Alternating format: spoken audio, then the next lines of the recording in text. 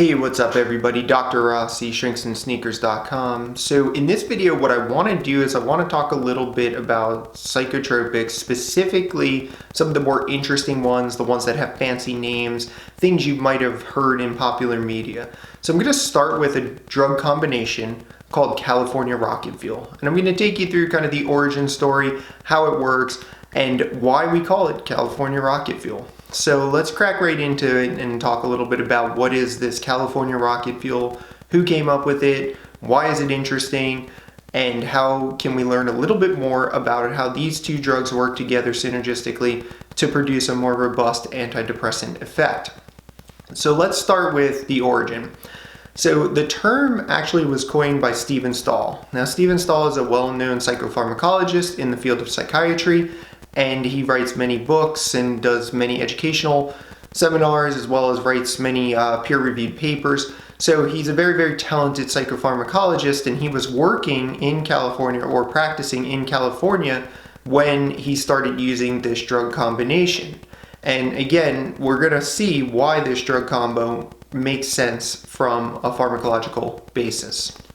So let's start with the first point I want to make.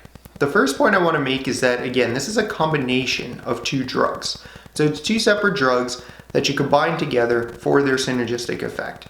And then let's start with talking about the first one. So the first drug in this combo is called venlafaxine, also known as Effexor. This is a very common antidepressant. It's widely available. It's generic at this point. It's no longer on patent, so it's relatively inexpensive.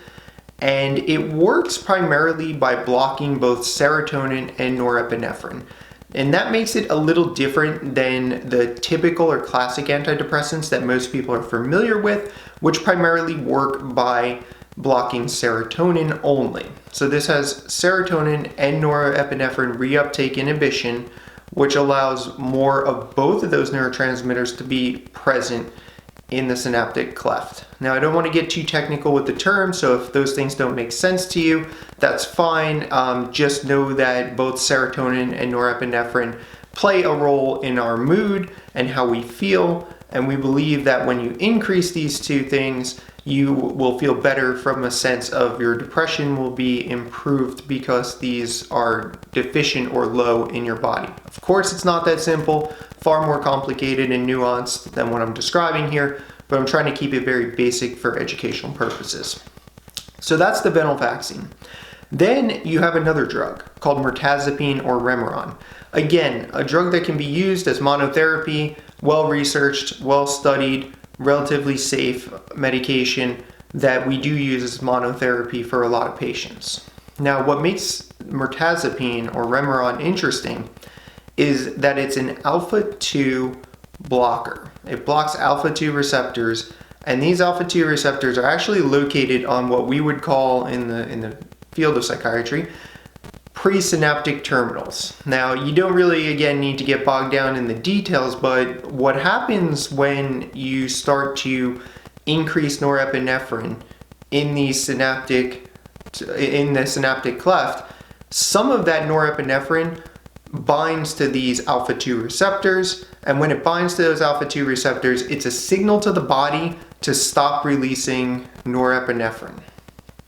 And if we stop releasing norepinephrine, then we're not getting that antidepressant effect, again, that we're looking for because we're trying to increase it by blocking the reuptake, right? So this is kind of counterintuitive, or would actually hurt us. However, if we block that receptor, we can then sort of release the brake. So that's the best way I can think of to describe this to you guys, is that when you use a drug like mirtazapine, you're taking the brake off. You're releasing the brake on the release of both serotonin and norepinephrine, right?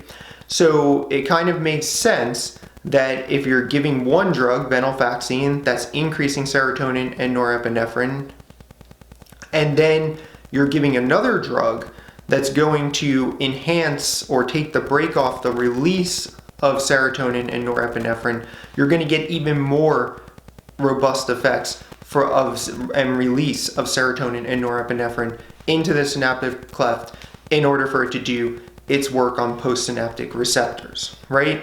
So you can see why somebody would think combining these two drugs together would provide more antidepressant effects than either one of them alone. So it should kind of make sense to you now why we call it California rocket fuel, why these two things work together. And the rocket fuel portion of it, and you might be saying, well, why is it like rocket fuel? Why does it really increase your energy that way? Well, from when I think about these things, norepinephrine is a more activating neurotransmitter. So I might be thinking about using drugs with norepinephrine component in them. If I'm concerned about a patient having very low energy, very low motivation, those kind of symptoms associated with the depression, norepinephrine can be better. So theoretically, and again, all this stuff is theoretical, you have to remember the human body does not always function the way we would expect it to. In a lab, let's say, it doesn't always work out clinically as well as it does on paper, right? But theoretically, increasing norepinephrine should enhance a person's energy, motivation, etc. Okay, so that's why it's rocket fuel, because again, you're gaining more of that energy component, that motivation, and not just targeting the other neurovegetative symptoms of depression.